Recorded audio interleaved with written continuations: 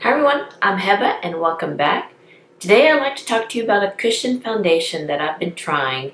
It is a Korean skincare brand and it's called Innisfree. My husband and I, we went to New York City back in November of last year to celebrate my 50th birthday. It was really fun and we did a little shopping. So we stopped by the brick and mortar store of Innisfree. I've ordered some of their stuff online, their sheet masks especially. I love their mask and their mud mask. There's one that's a build your own mud mask that I really do like. So we stopped by and I noticed that they had a cushion foundation that I wanted to try. Actually, there's two cushion foundations. They had a matte and a dewy. Let me tell you about my skin. I am 50 years old, so I do have the wrinkles, the fine lines, the aging spots, the melasma, texture, pores, what have you. I have combo oily skin, especially here in my T-zone, in my chin, in my nose, in my forehead, and a little bit right here on my cheeks. And I'm looking for a foundation that would make me look natural, but yet will cover all of my imperfections. You know, I'm not asking for much. Is there a foundation that can do that? We will see. And is this one of them? So I wanted to try their cushion foundation, and what was really nice is that it comes in 14 shades. That is really great for a cushion foundation because a lot of them, they come in 5, 6, maybe 7. But this one by Innisfree comes in 14 shades. What is nice about Innisfree, they are a Korean brand. They have skincare, they have makeup. They use natural ingredients and they source it from this island called Jeju. I hope I'm saying that right.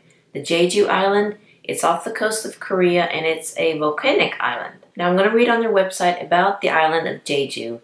It says here that it hosts a remarkable variety of climates, allowing tropical, subtropical, and even polar plants to all thrive there. The island's volcanic soil also makes the land exceptionally fertile, which are further amplified by its natural elements, mineral-rich water, ideal precipitation levels, and perfect temperature, all of which work in harmony to yield superior ingredients. We handpicked over 15 of these natural wonders for their skin-loving properties, most notably green tea. Innisfree saw its potential and spent years organically cultivating its own green tea field, now regarded among the best in the world. They developed an extractor process that brings forth the natural ingredients from fresh green tea leaves. The result is an incredibly concentrated and highly effective green tea extract, clinically proven to surpass the hydrating power of purified water, delivering fresh nutrients and amino acids to the skin while enhancing its protective barrier. And this is just one example of the many innovative concepts of the foundation of Innisfree. So it's a really nice, natural, and eco-friendly company.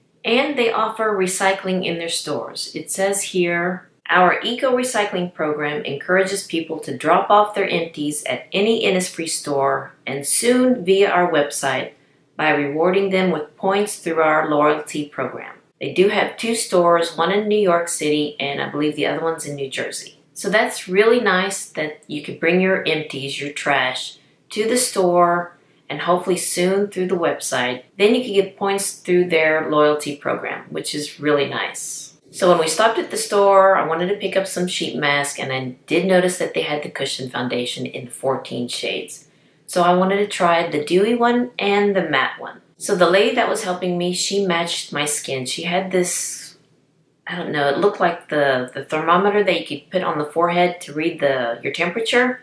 It looked like that. So she put that on my skin and I'm in the shade number 33. So you can see the 14 different shades and I'm shade number 33, chestnut. And it's probably at the 7, 8 o'clock range in that circle shade finder thing. And she said that the shade would be the same in the dewy finish and in the matte finish. And you'll see later on that it doesn't quite match.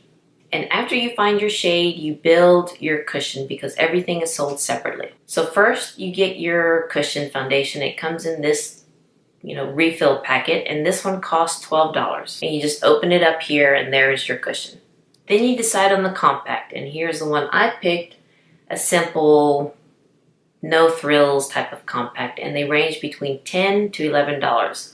They had dozens to choose from, different colors, different patterns. So I picked the one here for $10, nothing fancy, just something that reflects me. Then you pick up your buff, and they had 3 to choose from, and I picked out 2 of them. I picked out the airbrush finish and the full cover finish. And the puff cost $3 each. So altogether with the refill, the compact, and the puff, it can cost between $25 to $26 depending on the type of compact you get. So that's pretty much a one-time fee, because once you get the compact, you could just keep getting the refill, and the refill is $12, and maybe repurchase a puff because it does get dirty. So probably $15 each time you refill the cushion foundation. When you finish picking out the things you like, it's real easy to put together. You just slip the refill into the compact and it just snaps into place. So alright, now that I built my cushion, now let's see how it wears. On the first day, I used the matte cushion, and they describe it as a full cover velvet finish formulated with the Jeju green tea extract, and this also has an SPF of 50+. Again, this is in the shade W33 Chestnut. It's for medium to tan skin with warm undertones. I primed my face with the Illamasqua primer. I wanted to use a primer that I know that works, that I like. And on one side, I used the full coverage puff from Innisfree, and on the other side, I use the Sigma Kabuki brush. And this is the finished look with all of my makeup on. Now on the puff side, I do believe that makes it look skin-like. With the Kabuki side foundation brush, how should I say it? It settled in my pores. You can see the white dots in my pores, which I do not like. And I did check in with that one. Okay, it's been about 4 hours since I put this foundation on, and so far, so good. You know, I like this side better of the foundation, how it sits on my face, than this side. And I used what is this, the puff? What is this one called again? The Air Magic Puff, this one right here, compared to using the foundation brush on this side. I don't know, I just think that it looks better on my skin. At least that's what I see from the viewfinder there. You tell me, guys, what do you think? And it is somewhat of a matte finish. I mean, you can kind of still see a little bit of the shine right here, maybe a little bit right there and on my chin, but it's not too bad. I do see that it's settling in some of my pores. But I didn't use any of the pore minimizer primer, so next time I'm going to try that. Maybe that might help. On day 2, I wanted to try the matte cushion again, so this time I used it with the Anti-Age Pore Perfector Primer by Algenist and also another Pore Perfector Primer by Lancer. Since it settled in my pores on the first day, I wanted to try a Pore Perfector Primer on the second day to see if that would help with the white dots.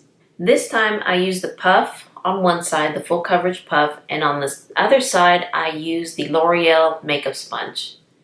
And as you can see with the makeup sponge, as soon as I put it on, it took it right off. So I finished applying the cushion with the puff on both sides. Because with the beauty sponge, it was just taking it off. It wasn't doing anything. And here's the finished look. I did set this look with powder today, and you will see why that is important. And did some check-ins with that. It's almost 7 hours of putting this foundation on, and I kind of like it, and I kind of don't like it. I hope that makes sense. I like how it looks from far away, and I like how it looks after you put it on. You know, about 1 or 2 hours, it was still looking good. But after around the 4 or 5 hour mark, it started caking up on me. I have combo oily skin, and I was really surprised that it's caking up on me, especially right here on my chin. And it's showing some texture right here. It could be the powder that I was using, and maybe I'll give this foundation another testing with a different powder, but I'm not liking how it's showing texture. Let me zoom in here. So here it is caking up on my chin, and you can see the texture right here. It's settling in this wrinkle right here.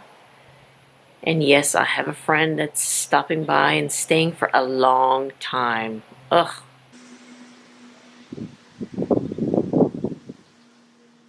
Sorry about the wind here. Let me let you know it's almost 7 o'clock right now, and it's still over 100 degrees. What, 102 right now? But there is a cold front coming. The clouds are coming in. A little bit high clouds, but they're coming in.